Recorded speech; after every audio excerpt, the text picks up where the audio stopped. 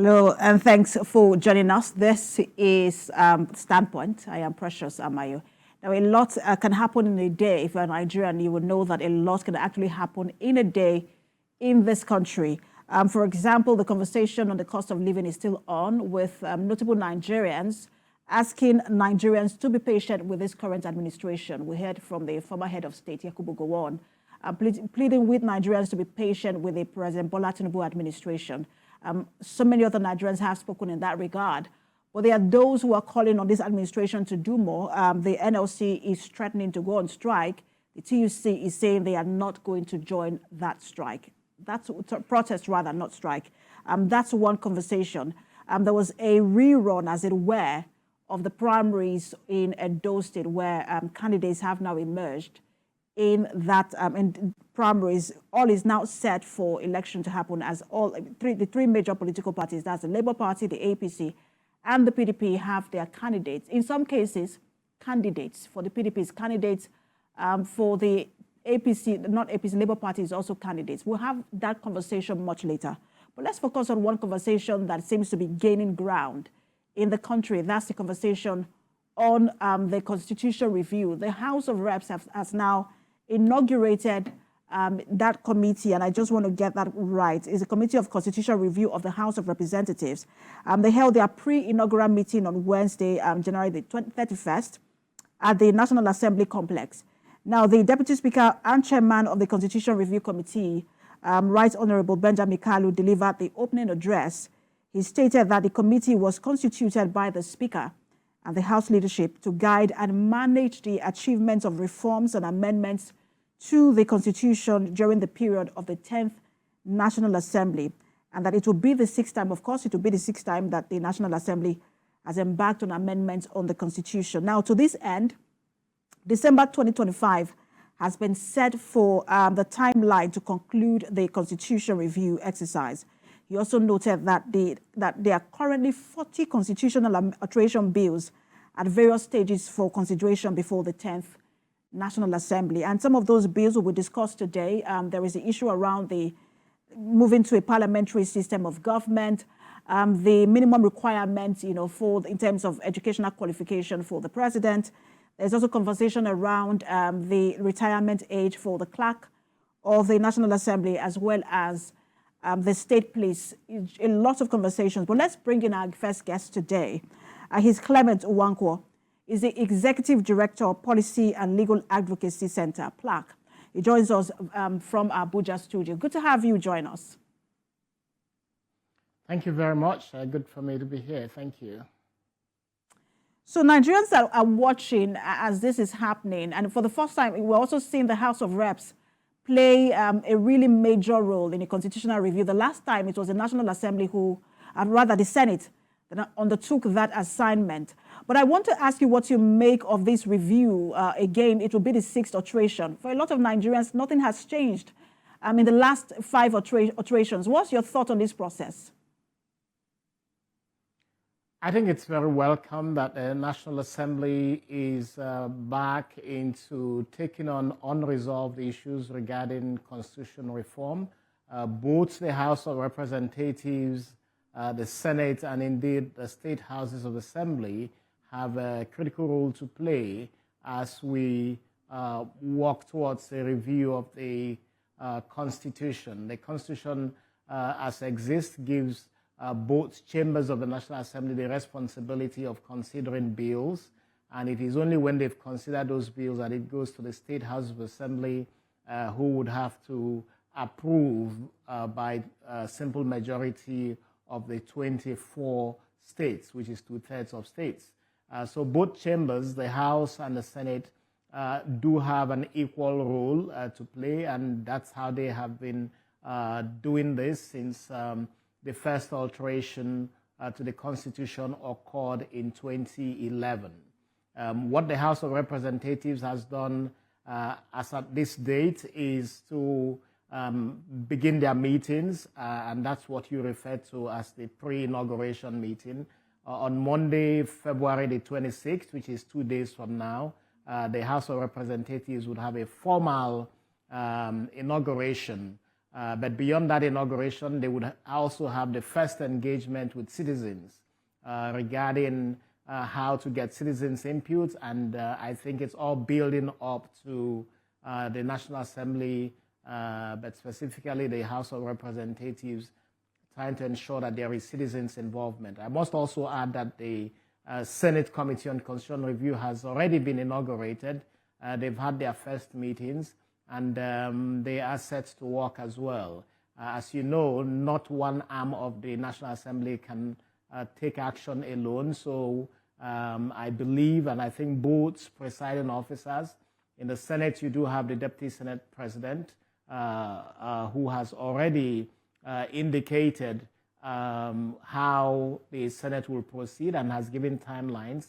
Luckily, those timelines are also similar to the timelines that the House of Representatives has set. So I think that we do have quite a lot to do as we go ahead, and hopefully in this conversation we can talk about the issues that the National Assembly would be looking at. Already the Deputy Speaker has indicated publicly that the House of Representatives has received about 40 bills. I think since he said that, which is more than 2 weeks ago, some additional bills have actually been presented, including, as you mentioned, the nature of government and the structure, including conversations around whether you should have a parliamentary system of government or not. There has also been the added conversation about state police or state policing. These are issues that need to be clearly defined as we go on with that conversation. But what is very positive for me as a human rights activist is to see that the National Assembly is going to be engaging with citizens on this process. And I will get to some of the issues in just a moment, especially that thinking of transiting to or transiting back to where we're coming from, which is a parliamentary system of government. But I want to stay on some of the issues that Nigerians are talking about, which is the fact that the previous constitutional amendment did not address some of these issues that we continue to see, Nigerians talk about over and over again. And I wanted to ask you, why have previous alterations and amendments failed to address these issues that Nigerians, agitate about? I must say that I have been specially privileged to have worked with the National Assembly, providing some sort of technical input into its work on constitutional review. I played a role as a lead consultant in 2010, 2011, when the first ever alteration to the Nigerian Constitution happened. And if we look back to then, we did see significant alterations to the Constitution, including the alterations that put INEC and the judiciary on first-line charge, including provisions in the Constitution that reduce the age for appointments to positions of chairman, National Commissioner of INEC, and also removed the appointment of resident electoral commissioners from the presidency to their being nominated by the president and approved by the Senate. So those were the initial amendments, or what is referred to as the First Alteration Act. You did have a Second Alteration Act. You did have a Third Alteration Act, right up to the last amendments, which we refer to now as the Fifth Alteration Act. And when you look at all of this, there has been significant amendments that the National Assembly has made to the Constitution. And I think one of the most significant, which hasn't been talked about very much, is the last amendments in the Fifth Alteration Act, where the National Assembly had tried and indeed legislated changes to the Constitution that allows for states now to invest and be part of infrastructure provisions in the area of railways, in the area of power and electricity generation, and I think is an additional area. This was the last amendments that were made. But as you know, these provisions were in what was called the exclusive legislative list. They've now been put in the concurrent legislative list, and it's going to be up to states to begin to invest monies and begin to work on their own to take advantage of these constitutional changes. Implementation is going to be an issue, and I know that both presiding officers in the National Assembly, and I think it was the Speaker of the House of Representatives, who recently had what was called a sectoral briefing or hearing on some aspects of this. And I think that it is going to be up to investors, it is also going to be up to states to decide to take advantage, because we've been talking a lot about decentralization, we've been talking a lot about fiscal federalism, and we're talking about devolution of powers. These were some of the changes that these alterations represent. And I think that, yes, you are going to have, continue to have people make provisions or make suggestions about alterations to the Constitution, because, again, don't forget that there's this unending argument in Nigeria about the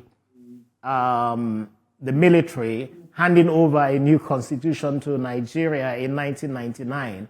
And so a lot of us are not happy about how this constitution came about, because the reference to we the people has been a continuous thing. But we've come a long way since that, and I think that's why the constitution alteration process is important.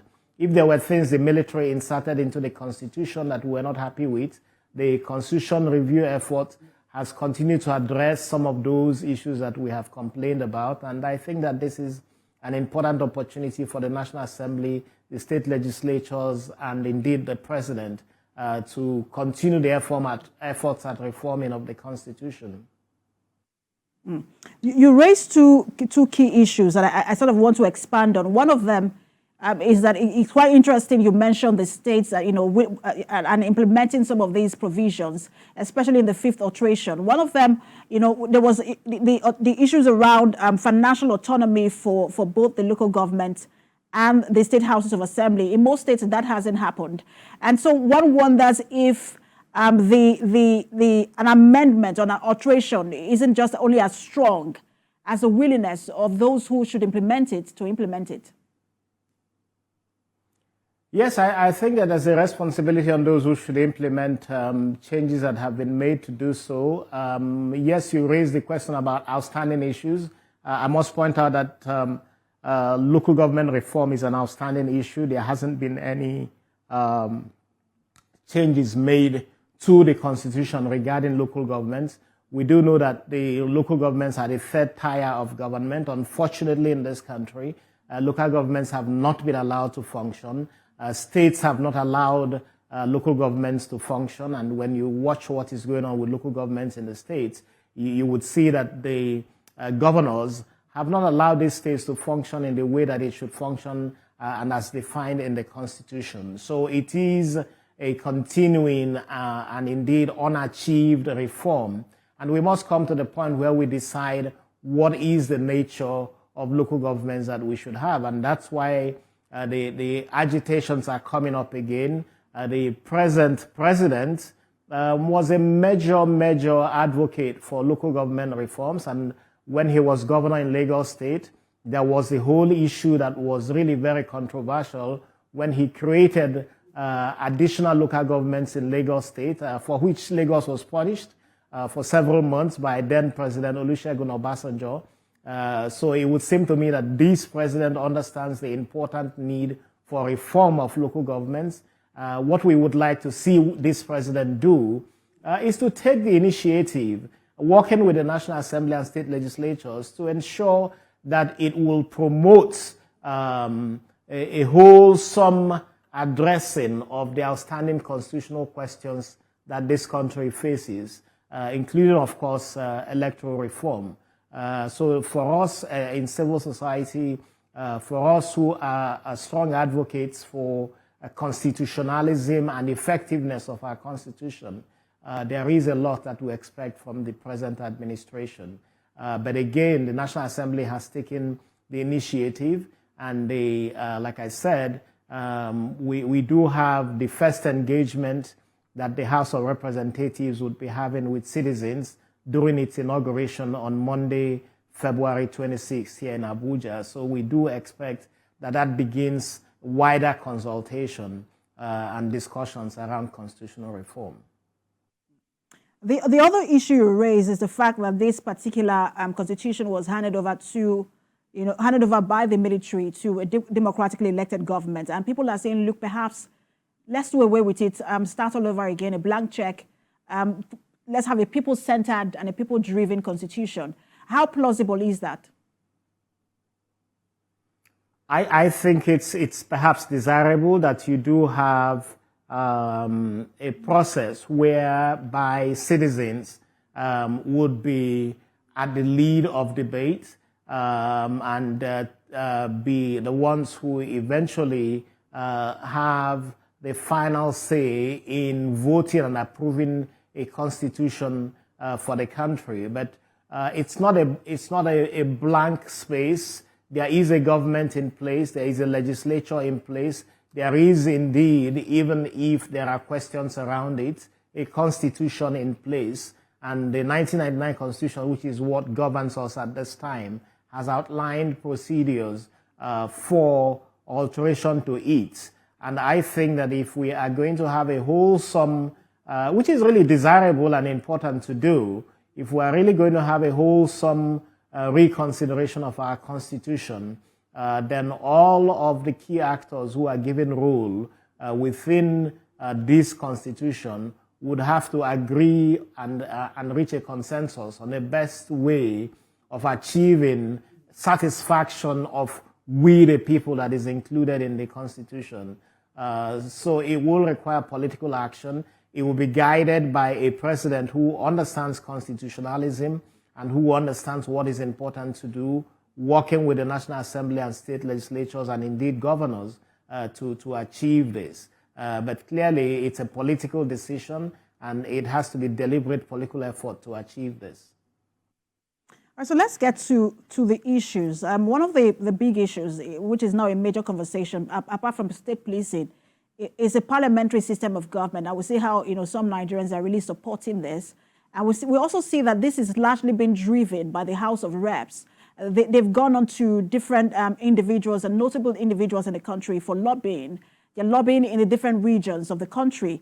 What do you think is the thinking of the House of Reps in terms of wanting to push for a transition to parliamentary system of government? And what's your thoughts on Nigeria returning to a parliamentary system of government? I think it's an important initiative and conversation. Yes, it is some individuals or members of the House of Representatives who are driving this. I think there's sympathy, a lot of sympathy for this conversation. The underlying issue, of course, is what is perceived to be the lack of accountability. The presidential system gives the legislature powers of oversight, but we have seen in this country how those powers have hardly been utilized or allowed to be utilized. The attraction of a parliamentary system is that nobody gets appointed, or only very few people get appointed to be ministers who are not members of parliament. The prime minister would be a member of parliament. Prime minister is, of course, usually the head of government. And when we watch the experiences of parliamentary systems, as you see perhaps in the United Kingdom, where there is conversations on a particular day of the week, which is the Prime Minister's Day, to respond to questions in Parliament. Those periods provide important oversight opportunities for members of Parliament to ask government who are members of the Parliament who are also in government questions about how the government is being run. When you look at what is going on today with the Nigerian National Assembly, you find that a lot of times members of the National Assembly summon ministers, summon officials of government to come to the legislature and answer questions. And a lot of times, a lot of them refuse to do so. Indeed, it takes a whole lot, like the mountain being moved instead of Mohammed being moved, to get the president to come to Parliament, or to the legislature to answer questions. I do not think that we have had those experiences. And that is why I think there's a lot of push in this regard, that members of parliament who would also be ministers in government would sit with parliamentarians on specific days, would answer questions, would be accountable to parliament, and there will be greater scrutiny and oversight of government business during those sessions. So I think that those are the reasons that inform the push for parliamentary democracy.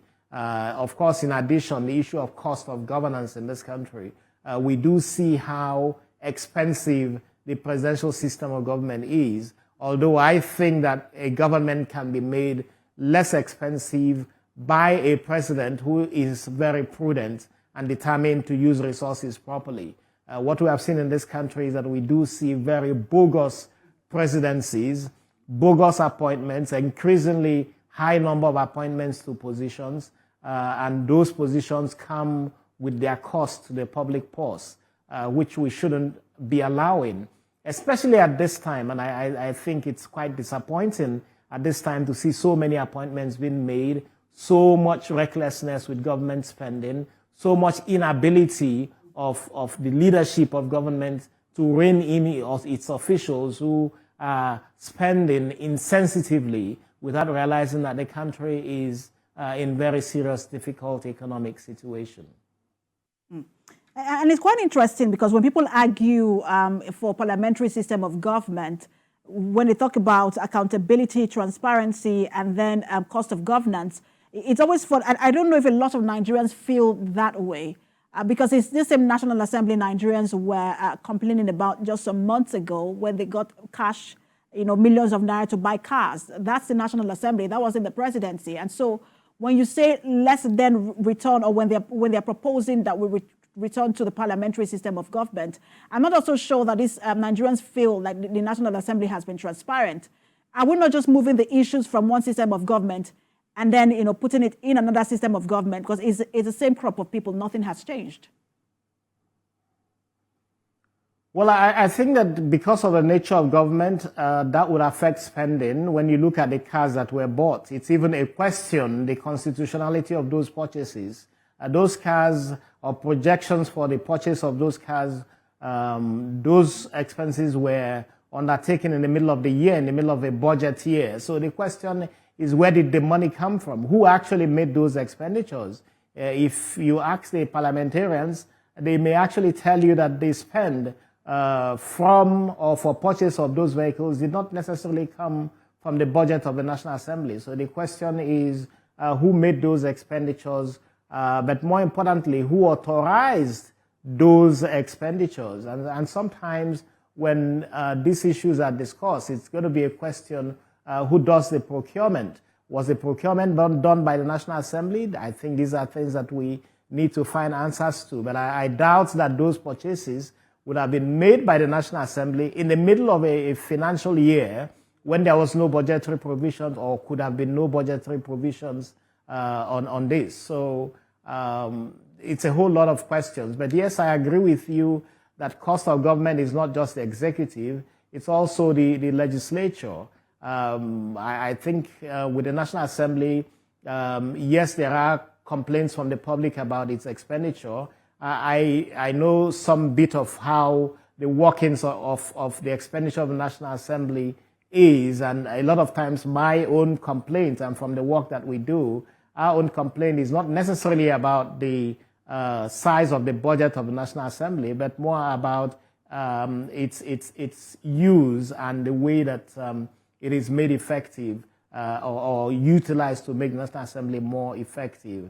When we look at National Assembly budget, we may in fact discover that you need to see how better support can emerge to build a stronger National Assembly than we have today. And with the challenges that we see in other countries, for example, when you look at Israel, Pakistan, Australia, you realize sometimes that there's the inability to form a government, and sometimes you see strange bedfellows, coming together to form a government. Are we ready for that kind of government where sometimes you are left at limbo, not knowing what to do because no one has, just nothing is happening, you can't form a government because no one has clearly won majority? I think clearly that you would have a system, and I don't think that that's usually a problem with respect to how you form a government. When you look at Nigeria in 1979, you did have the National Party of Nigeria and the Nigeria People's Party decide to pull their strengths together and form a huge majority in the National Assembly at the time, and the government was formed. And even then, that was a presidential system of government. So I do not think that that's usually a major challenge. Alliances would be formed by parties that win majority, and where there are more than two political parties and two of those parties decide to form an alliance to create a government, that would be certainly permissible under such a system of government. Look at what we have seen in Nigeria today. You had President Muhammadu Buhari, who won elections in 2015, sit around for more than 6 months, nearly destroying the economy. Of course, you know where the economy is today as a result of some of these actions and inactions. But for more than 6 months or nearly 6 months, that president couldn't form a government, even though he had majority. So it's not necessarily about the nature or character of the government. It's about the character of the individuals who win elections, who do not know what to do with the elections that they have won, and who basically end up not contributing to national development, as we saw under the government that General Buhari led. And how would you address those who talk about the impact it might have on the current unwritten power rotation agreement between the North and the South? And they say that because of the imbalance in terms of numbers in the National Assembly, it might tilt just to one end, and then it creates a system where there is no inclusion in terms of power rotation. Well, as you can see, there has been no inclusion even now that we have a presidential system of government. For some people in this country, since 2015, you have seen certain sections of this country complain about exclusion. That exclusion is continuing. So I think that if you have a parliamentary system of government, again, it's the quality of the individuals, it's the nationalism of the individuals who have been elected into office. When you elect parochially minded people, they are going to continue to find escapes in their tribalism, ethnicity, nepotism, and parochialism. So it's not about the system of government. It's about the individuals who have refused to be enlightened enough to understand the importance of inclusion and the importance of tapping into the resources of every of its citizens. So it's not the nature of government that has promoted sectionalism in government. It's the quality of the individuals, it's their state of mind, it's their parochialism, and it's their inability to rise above primordial tendencies that is inherent in them. You seem to have a support for the parliamentary system of government. But I want to ask you, we have two other issues I want to discuss with you, but in very limited time. One of them is the issue of the minimum qualification in terms of education for the president. How valid is that conversation? Yes, just to say that I have no strong views on parliamentary system of government or executive. I believe that what we have could work very well if the individuals who manage it understand the importance of being Nigerian rather than parochial leaders. But respecting your other questions, I think, again, it's going to, at the end of the day, be a question that the National Assembly will have to resolve in terms of whether it is state police, parliamentary system of government, and I'm trying to remember the last point you had. But basically, I think that the constitution review process provides an opportunity for debate, and what we urge the National Assembly to do is to open up the process so that Nigerians can contribute to the debate, and whatever it is that National Assembly, the state legislatures pass and the president assents to comes from the people. The other issue I was asking about was the minimum requirement for public officers, especially the president, in terms of education or educational qualification. Some people believe that it's time to raise it from, just being SSC to BSc. And I think there was a lawmaker who was even proposing as much as a PhD. I was asking how valid that conversation is.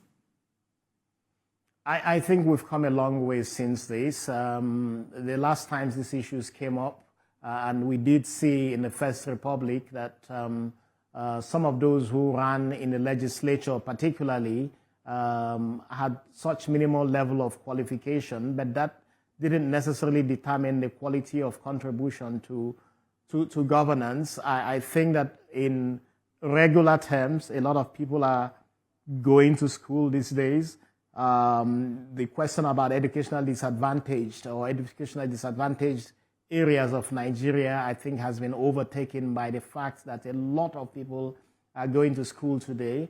I think that if you have PhDs and professors running things, it doesn't necessarily determine the quality of contribution that they make to national development. In any case, anybody, and we've seen that even with people forging certificates, but anybody can acquire any degree but lack character, and I think that's the most important thing, the character of the individuals who run government. So for me, it's a mute conversation. I wouldn't dwell too much on the qualification of persons. Of course, it's important that the Constitution stipulates a minimum educational qualification for persons to run for office. But for me, I don't think that's what is going to determine the quality of individuals who run government. The character is far more important, and unfortunately, the character of a lot of people in government in Nigeria today is extremely very defective, and that's the cause of our underdevelopment, not the quality of their education. You've seen professors, you've seen lawyers, you've seen doctors perform woefully in government. So for me, that's not the key issue. I think it's the character of the individual and how the institutions function. How can the legislature hold the characters in government to account? And how can citizens be able to exercise their rights to recall an elected legislator who is not fulfilling constitutional responsibilities? Those would be, for me, the area to dwell in terms of any alteration or amendment to the Constitution, rather than paper qualification. Let me get your thoughts on state policing. I mean, the conversation around it has been that, look, if you strengthen the Nigerian police, that's enough in terms of numbers, in terms of welfare, training, and then that's fine. But that if you start to, some states are not even viable enough, to pay their staff salary, let alone saying you can have a state police. And then the issue of abuse is also there. What's your thoughts on state policing and how we should proceed? I think this country has seen some type of state policing in the past, especially in the First Republic, where local authorities misused the police incredibly. I would like to see what the assurances are, indeed what even is being proposed. I don't think anybody knows what is being proposed. Yes, it's attractive to talk about state police in the context of where we are today, where the command and control structure comes from what is referred to above, which is Abuja. So some local police in a local government area keeps getting command from Abuja about how they should function or not function. I think that's what we need to change. How do we change the command and structure such that you can have decisiveness, you can have process, and police officers can be guided by that process, even in the smallest hamlets of this country, without interference from above, which is Abuja. I worry tremendously, and Plaque, we do a lot of work on human rights in Nigeria. We did have a lot of cases of governors ordering arrest of critics who are even based outside of their states. In some states, some citizens of those states cannot go back to those states because of the arbitrariness and because of the excessive impunity of governors. So if you were to replicate one national police force into 36 plus FCT police force, then I think it's a recipe for disaster if you do not provide sufficient control and insulation from political elements. So I would be extremely cautious about proposing state police that talks about having a state have its own police under the control and command of a governor. I think this would be disaster for the country. So I would be advocating more for a police system that gives authority for process and management of authority within segments in a way that does not lead to interference from politicians, whether at the state level or national level. So I think in having this conversation and debate, it's something that needs to be looked at very dispassionately, rather than from the perspective of handing over control of police to governors in the states. It would be disaster for the country, and I do not think that anybody should advocate that. I think it all boils down to, even as we begin to wind down the conversation, I think it all boils down to one of the things you said, which I think is very key, that irrespective of what the bills are, the amendment is, or the system of government is, it all boils down to the character of the person in office, no matter what happens. It's been a pleasure speaking with you, Mr. Clement Nwankwo, who is the Executive Director for the Policy and Legal Advocacy Centre, PLAC. Thank you so much for your time. Thank you.